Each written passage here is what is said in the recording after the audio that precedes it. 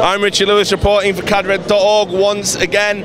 I'm in the place I vowed I would never return to. I'm in France. I'm in ESWC 2012. Just before I get into the event and stuff so far, it's the first kind of video tour or anything I've done since the previous event that we were at, so which was quite a while ago. It's been about 3 weeks, a month, which is quite a long time for us. I just wanted to say in the meantime, thanks to all the people that have been kind of following us on Reddit. And I know that a lot of the StarCraft 2 guys really pushed for us to get out there at the Blizzard World Finals. We're still not ruling that out, but I don't think Reddit are going to pick us up, so they're going to send someone else instead, and that's totally cool because we are kind of newcomers on the scene and everything. But I just want to thank all the people. You know who you are and you know what I'm talking about. And if you don't know what I'm talking about, bollocks, let's start talking about ESWC. They haven't so much learned from their mistakes. We can't get into the player area unless we're supervised. There's security just behind the camera here. We have to ask specifically every time you want to come in. We're already experiencing some of the same sort of technical issues when it comes to doing actual uploading of the media, and it's very early in the morning. So to say that they've learned from last year's mistakes would be absolutely false. But so far I haven't got to the stage where I want to blow my top. What I am going to do is I am going to take you around this kind of event so you can see for yourself what we've got. And this is the general press area. This is where all of the press from all over the place who are going to be assembled, the people that are delivering the big stories. You can tell the press straight away because half of them are fucking asleep a lot of the time. Then we're going to come into this kind of press area, player area, after the press area, and people are just sort of, you know, languidly lined up. It's actually a bit less defined and more open than it was last year. If you want to check out the video and do a compare and contrast, you can see for yourself. So far, people have been coming in and setting up. You can see here, we've got the ninjas in pajamas guys, and they're just kind of getting settled because they're going to be playing in their Group A games in the CSGO tournament today, and obviously they're going to be hot favourites for the event. I mean, or maybe not. Of course, we had the French qualifiers yesterday, which we weren't on site to attend, but we did watch the streams. Very Games will be resuming their rivalry. They came through against the team. It was quite surprising, Bikey, and they did push them quite hard. I don't know if that means the French scene's really strong, especially in CSGO, or if that means that Very Games are not what they once were and still haven't got their shit together like we saw at DreamHack Valencia. But I guess this tournament's going to answer that. So we have got the people kind of all just trickling in, as you can see, and it's not. It's actually, I would say, a bit lower in terms of numbers, and perhaps as well in terms of talent, because last year, of course, you had the 1.6 and the CSS as two separate tournaments. So you had the greats from those two games represented individually. What you've got here is kind of everyone all in the CS Global Offensive kind of basket.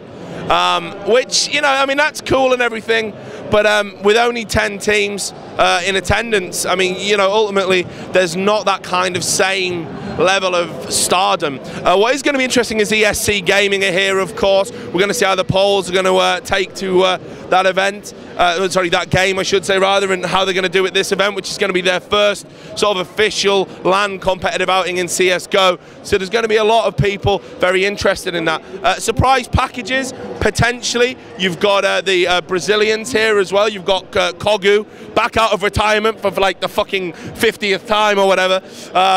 And I don't know why I'm wandering down here. They got this like little elevated area where they're doing all the coordination and stuff.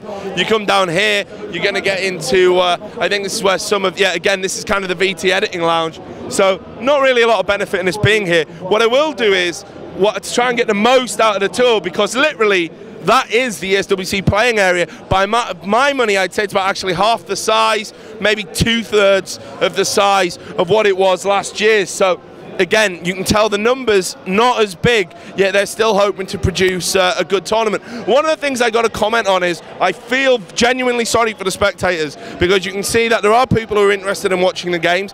They're not really going to be able to watch those games because this is as good as it's going to get for them. They have set up some big screens for them, but they did do this last year. But they have to kind of collect in pockets to you know, actually just witness the game, and not until the game gets onto the stage, which I'm going to take you to the stage now so you can see it for yourself. You probably just get a glimpse of it over the top there in the distance, but not until you get to the stage are you going to actually have an inkling or an understanding, as the regulars there from Dignitas should have known you guys would be here.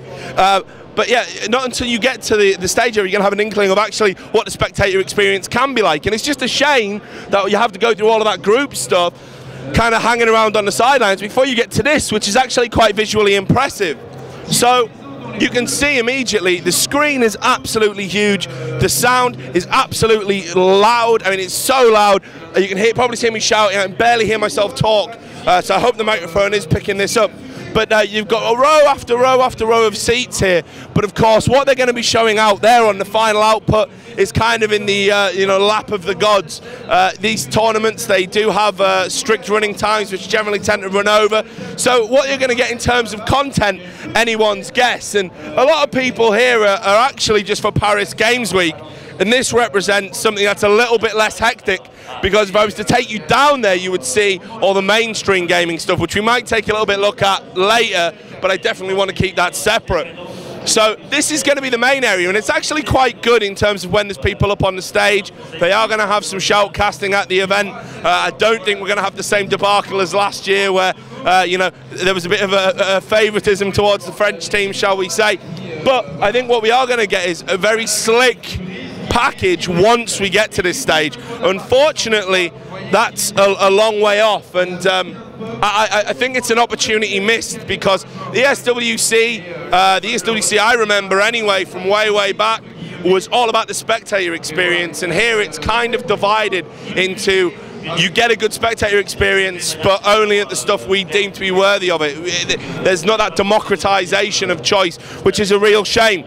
But anyway, what are going to be the highlights for me? What would I recommend you be looking at? Well, the StarCraft 2 tournament, as we've already talked a little bit about, it's not what it was last year. The people who are competing in it aren't as, they're not in that top bracket of players. It clashes with MLG Palace.